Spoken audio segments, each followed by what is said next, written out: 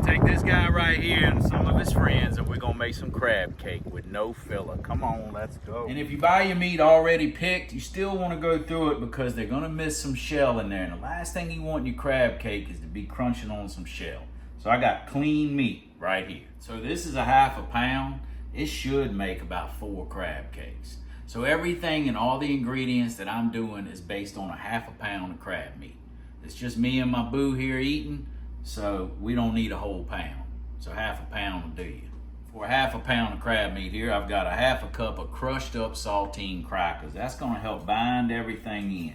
And you just spread it out over your crab meat like so. Man, how many of y'all remember these old classic bowls, these classic Pyrex? This bowl's probably older than I am and still holding strong. You just can't have crab meat and cracker. You gotta have the mixture to go with it to make that beautiful, scrumptious cake. You gotta have 1 egg. Get your egg, toss her in there like so.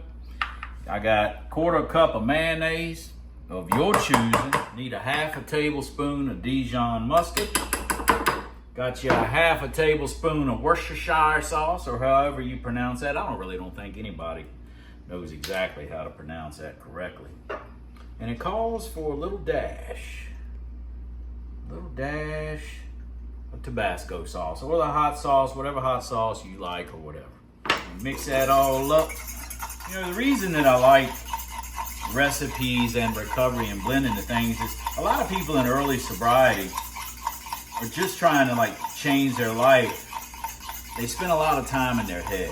Nothing in this world can change your mindset quicker than doing something for someone else. And what an expression of love than to cook for someone else and create for someone else. So I guarantee you, if you're all up in your head, and you don't even have to be alcoholic or someone in early recovery or whatever, just anyone that's got something going on that's just consuming your mind, get out, get some ingredients, cook something for your family or something else. It gets your mind off of it, it gets you out of your head and keeps you occupied. All right, so you got your crab laid out, got it free of shell, got your cracker crumbs on top of it. You got your mixture all mixed up, and you're gonna gently just let it just drizzle all over that, just so, ever so gently.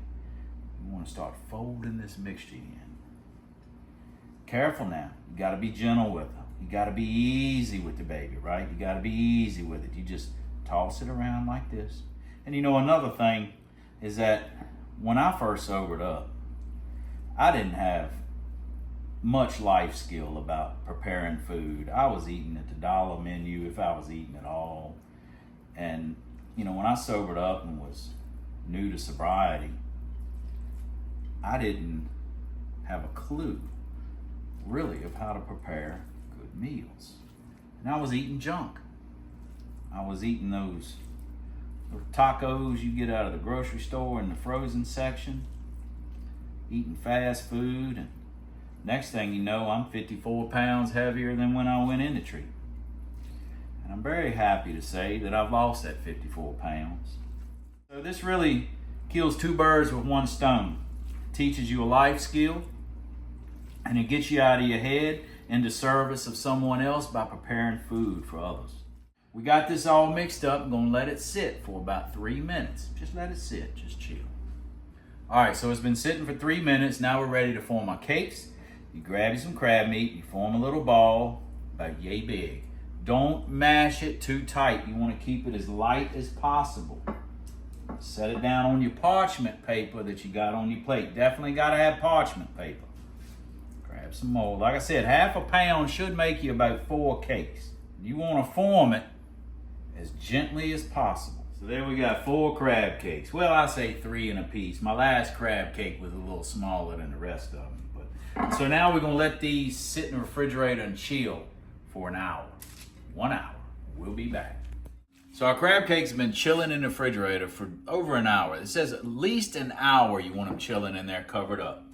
And you'll notice it's a little darker in here because we've had a thunderstorm come through and now we're out of power. Lack of power is our dilemma right now. You can saute these, you can broil them, you can fry them. We were in a debate whether we were gonna broil them or we were gonna fry them, but now that we have no power in the house, but we have gas stove, looks like we're gonna be frying them.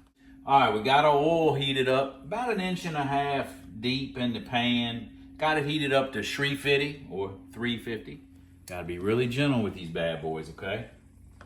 Just gonna set them down into there. Got my trusty thermometer so I don't overheat the oil. 4 minutes on each side. You got to be very delicate when you're turning them over because you don't want them to break apart, because hopefully you haven't mashed them together when you're forming the cake. So it's very light. That's the magic of a crab cake done right, is it's light. All right, so I got my little utensils. Still no power in the house. Again, lack of power is our dilemma over here. Scoop this little bad boy up. Drop him in a paper towel. Flip them 4 minutes each side, give or take. So here we are, Maryland crab cake, no filler. And you can put these on cocktail sauce, tartar sauce, but myself, I like it, drown that thing in a lot of butter and just go to town with it.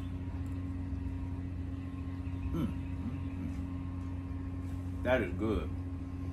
To be the possum of the sea, crab meat is hard to beat. All right there, she's ready.